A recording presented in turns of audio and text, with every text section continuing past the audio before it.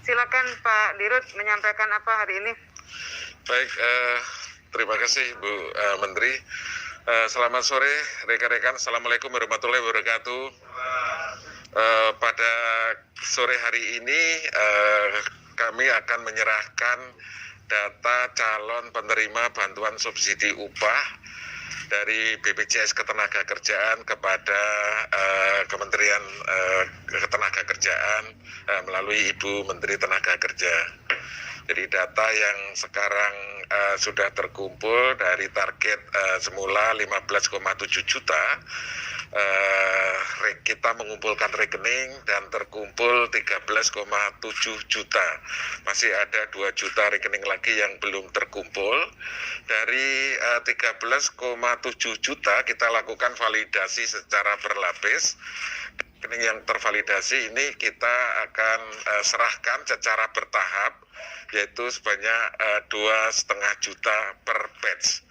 Ini kita lakukan akan memudahkan melakukan rekonsiliasi, monitoring, dan juga untuk prinsip kehati-hatian. Jadi pada sore hari ini kita akan menyerahkan data-data tersebut dan menandatangani surat penyerahan dokumen tersebut yang akan ditandatangani oleh Ibu Menteri Tenaga Kerja dan saya Direktur Utama BPJS Ketenagakerjaan. Terima kasih. Monggo Pak, silakan ditandatangani Pak.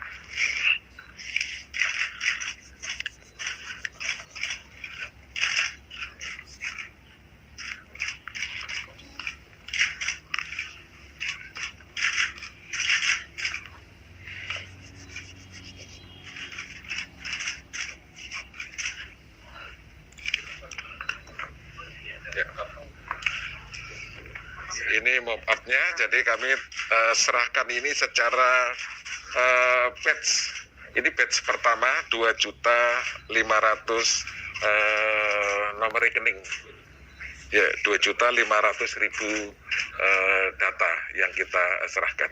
Ya. Terima kasih Pak.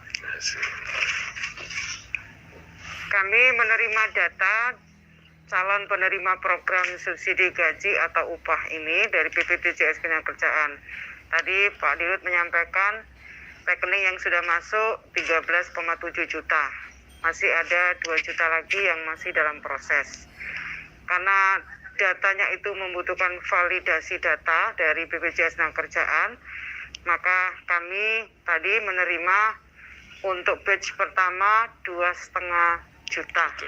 Nah, dari 2,5 juta ini kami akan melakukan checklist untuk mengecek kesesuaian data yang ada. Setelah itu baru nanti setelah selesai checklistnya, baru akan kami serahkan kepada KPPN untuk bisa mencairkan uangnya yang nanti akan disalurkan ke bank penyalur, dalam hal ini adalah bank-bank pemerintah.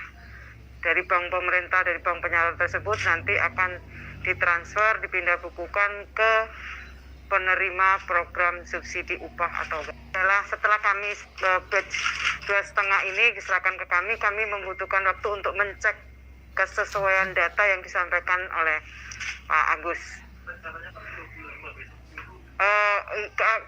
Kami butuh waktu. 2,5 juta itu bukan angka yang sedikit.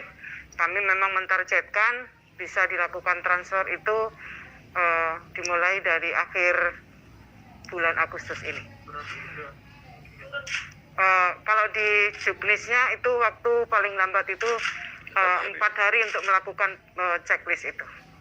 Jadi 2,5 juta kami butuh kehati-hatian untuk menyesuaikan data yang ada. Oke?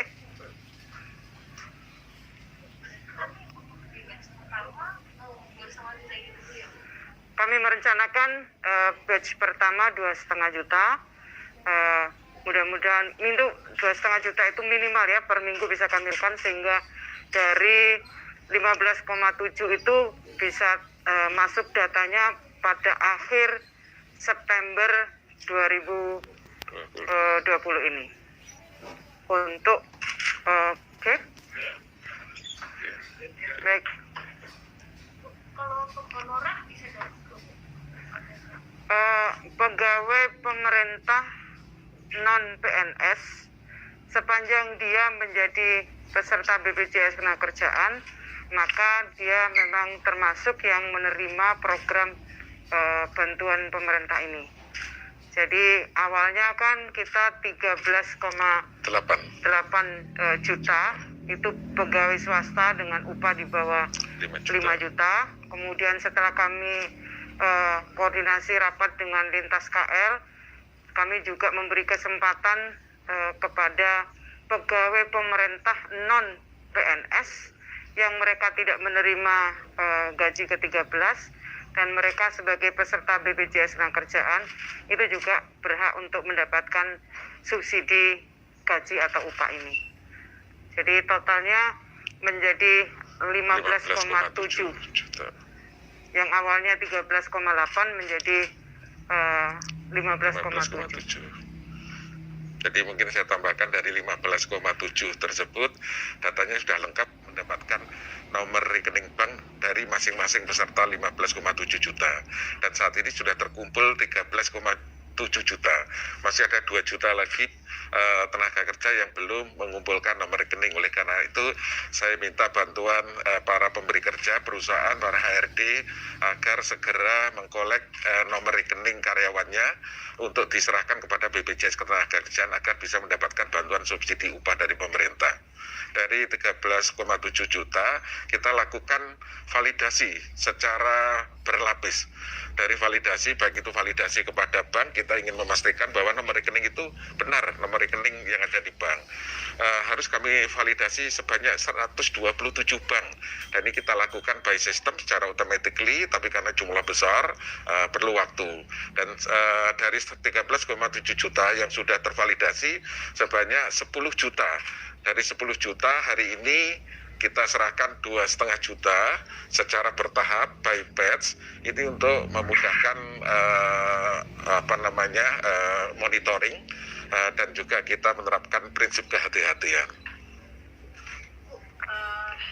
Dari isi Permenaker nomor 14/2020 kan ada sanksi ya Bu bagi pemberi kerja apabila data tersebut tidak valid. Saya boleh tahu Bu, sanksi yang diberikan kepada pekerja itu pemberi kerja itu apa ya? Sanksi administrasi.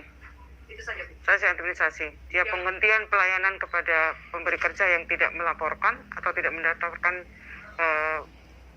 buruh atau pekerjanya. Apa tidak ada sanksi mungkin kayak pembatasan izin usaha kalau saya Itu di dalamnya kan ada sanksi administrasi, di dalamnya ada itu kan.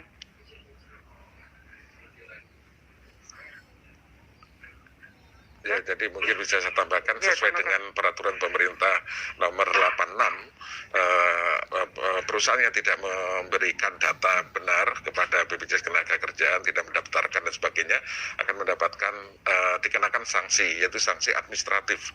Sanksi administratif mulai dari teguran, denda, dan juga dihentikannya pelayanan publik tertentu, dan juga sanksi-sanksi lain sesuai dengan ketentuan peraturan perundangan yang berlaku.